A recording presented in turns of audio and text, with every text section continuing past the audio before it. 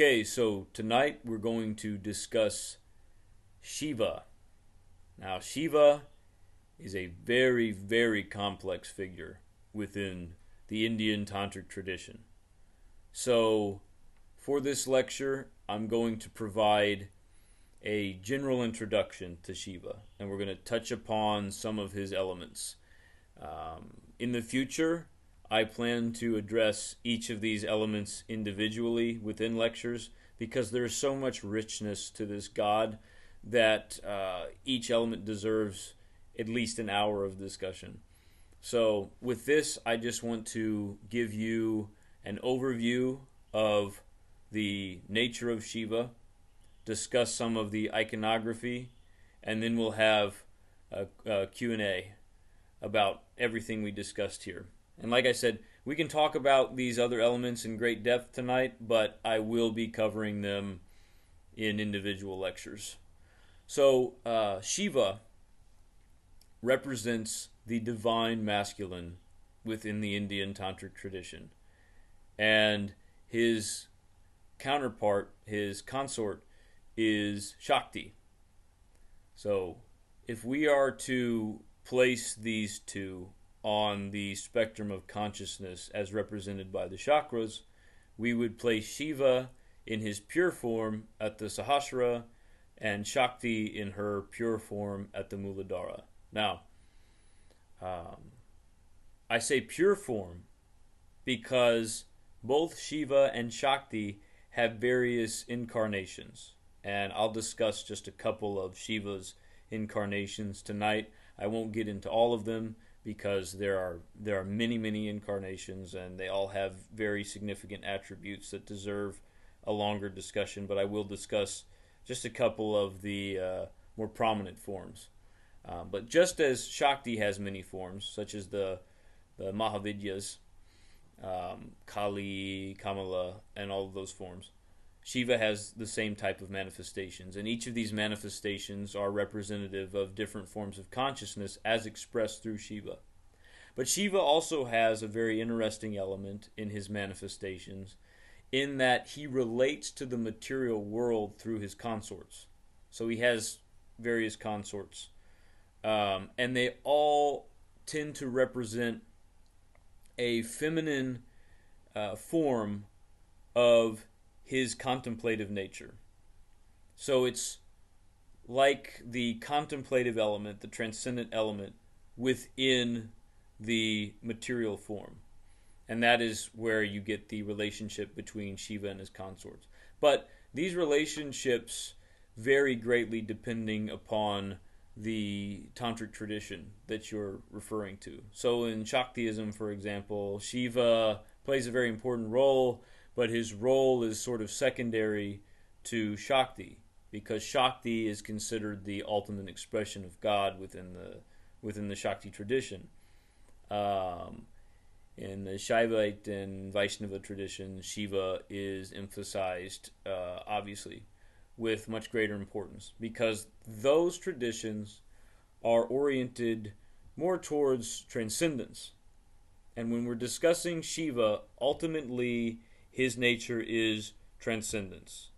Transcendence meaning that he is a pure representation of spirit. And spirit being an element of unification is ultimately related to order, bringing things into order, bringing things under control, suppressing the chaotic element, which is the purest form of the divine feminine. And so it is through this urge towards control and unification that Shiva is known as the Adiyogi, or the originator of yoga. So all yogic practices within the tantric mythology points back to Shiva. Shiva operating as a manifestation of the divine masculine within a differentiated cosmos must create order from the chaos that surrounds him. That is his mission. That is his goal. It's his dharma, to create order. And order in this sense is created through self-mastery, unification, yoga. Yoga is the union that is achieved through the ascending path, the self-mastery. And so from Shiva, we have the asanas. Shiva teaches the asanas. He teaches the yogic path. He teaches any element that leads to refinement. Because, as I said, ultimately his purest expression is that unifying point. And so, to refine things, to take them and bring them into alignment, this is the urge. But it is expressed in an individuated context whenever we take the divine masculine and we place it in the age of Shakti. And I discussed that in a previous lecture. The fact that the divine masculine element is transformed by its presence in an age of divine feminine power. So, when we're discussing all of these various elements of Shiva, we have to keep in mind that while ultimately his essence is unification and a return to oneness, the transcendent point, he must operate within the material, within the present dimension of consciousness. He must operate within Shakti. And so he does have a differentiated form. And by observing this differentiated form, we can learn how to better bring ourselves into alignment with unification and to achieve self-mastery through ascension. So let's talk about some of the elements of Shiva. Shiva possesses a third eye. And Shiva's third eye is quite interesting because usually it remains closed. It remains closed because this represents, for one, the drive towards introspection due to his contemplative nature, and also the fact that if he opens his eyes, so if he brings introspection into the present dimension of consciousness, it is a destructive act. And so in the tantric mythology, when Shiva opens his third eye, everything he sees is reduced to ash. And specifically, the third eye of Shiva is associated with the destruction of kama. Kama is pleasure or desire.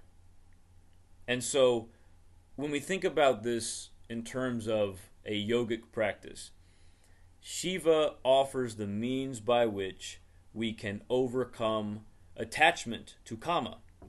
Many of you, I'm sure all of you, have heard of the Kama Sutra.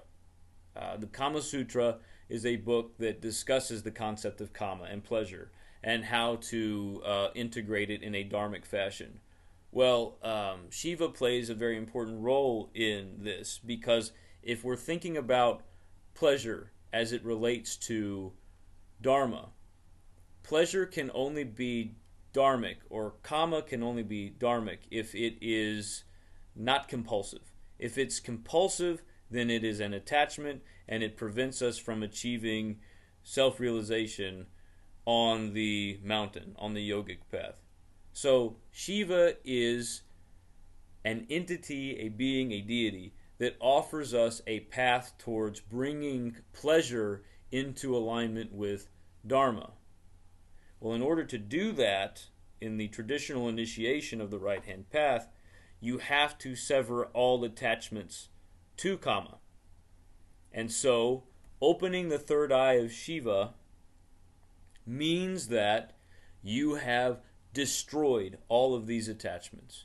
You have destroyed the compulsions towards pleasure and desire, which may act as a barrier towards your ultimate realization of nirvana or realization of the self on the descending path. So that is one very important element of Shiva. Now, there are other elements of Shiva that are very similar to this, this theme of self-mastery. And that is, one of those elements is the tiger skin. So I mentioned this before, but Shiva rides the tiger. But when he rides the tiger, it is of a different nature than Durga, than Shakti. When Shiva rides the tiger, he's doing so through submission of the will of the tiger. So in iconography of Shiva, you'll often see that he is sitting on a tiger skin. And you contrast this with Durga, Shakti, who rides the tiger, a living tiger. She is sitting on the back of a living tiger. So this is her embrace of the Shakti energy that drives the modern age. Shiva is embracing the tiger, but he's doing so through submitting the will of the tiger. So he has slayed the tiger. He has destroyed the tiger, but he has kept the trappings of the tiger. So this means that Shiva is operating within modernity. He's operating within the material world, but he's doing so from a point of overcoming, of a lack of attachment to that thing. He has brought it under his will. And this is yet another expression of Shiva's drive towards self-mastery, which is represented in his iconography. Now, another important icon of Shiva is the Vasuki. Vasuki is a Naga, serpent deity, that rests on the neck of Shiva.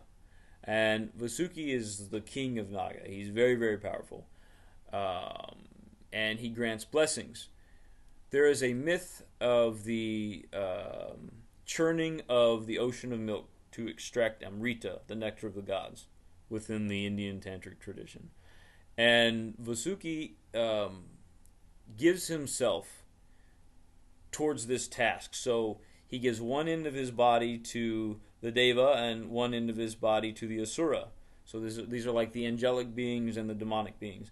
And they utilize his body in order to churn together the ocean of milk and extract the Amrita. And what this represents is balance. Balance between the angelic and the demonic aspects. This is an element of overcoming duality.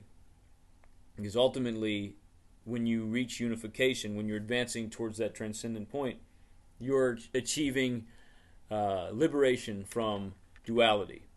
So Shiva exists in a non-dual state, ultimately, in his purest expression. And by placing the serpent on his neck, this is yet another example of his will towards achieving that balance. The serpent also representing Shakti. Any serpentine figure within the Indian tradition has some element of Shakti associated with it. So by placing Shakti around the neck, Shiva is demonstrating his will towards achieving that balance. Balance between the Deva and the Asura. Balance between Shakti and himself. The throat of Shiva is very important. There is a myth of the poisoning of the world by a great serpent. And Shiva takes the poison into his throat and purifies it. And from this, he gives pure water back to the earth.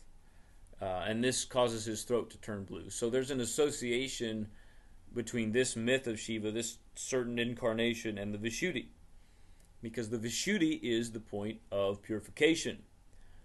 And so with purification, what you have is the transformation of poison into medicine. I mentioned this time and time again, that this is an essential idea within the Tantric tradition.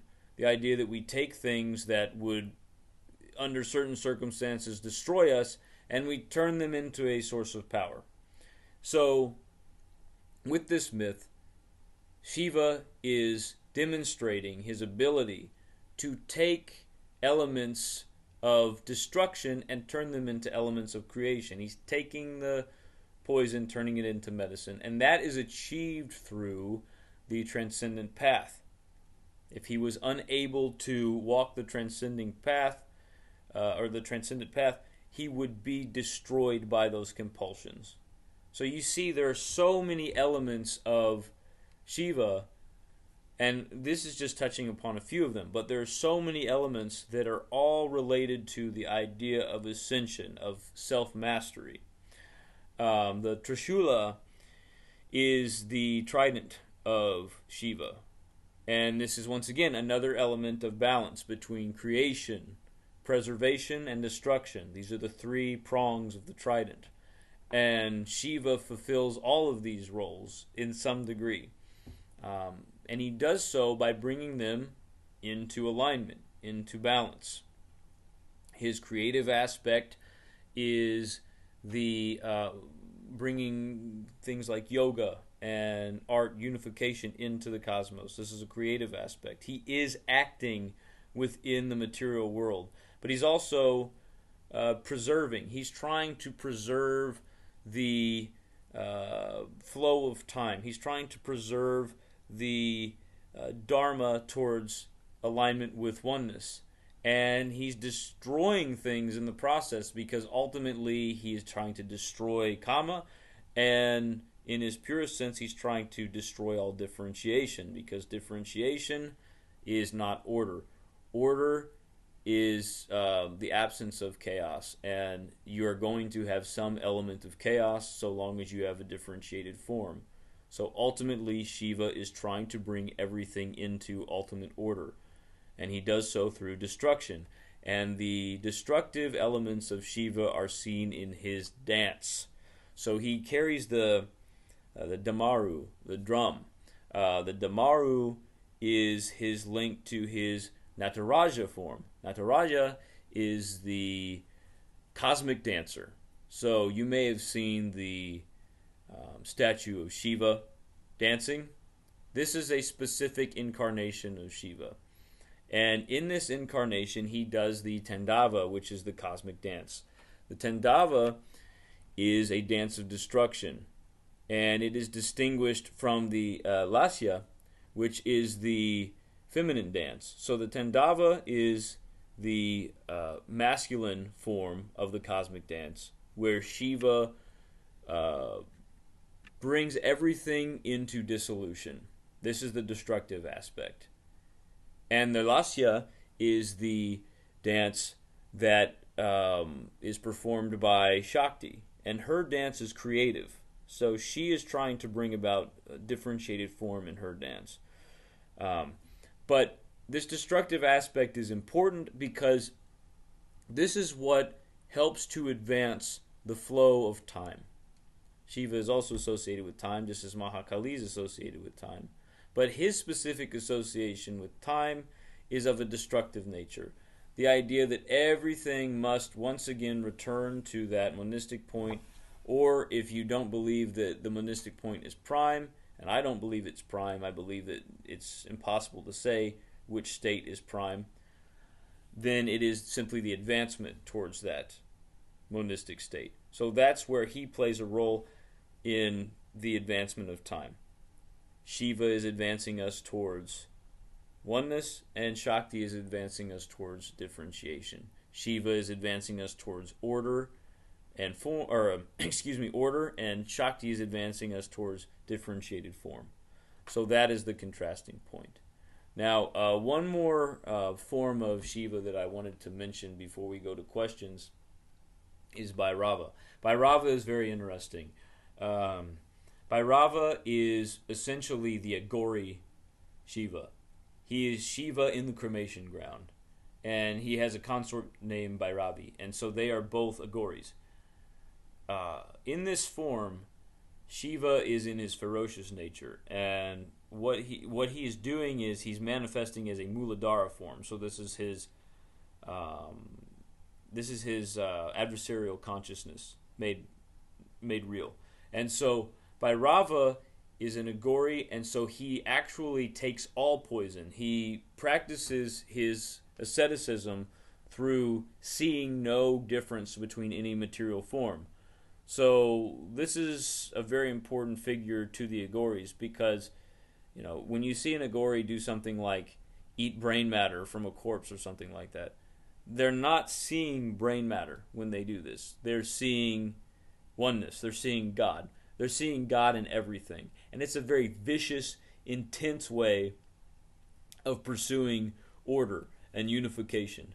And so when Shiva manifests in this form, even though his consciousness is of a very immanent nature, it's colored by his essential dharma, which is towards order, towards unification, towards transcendence.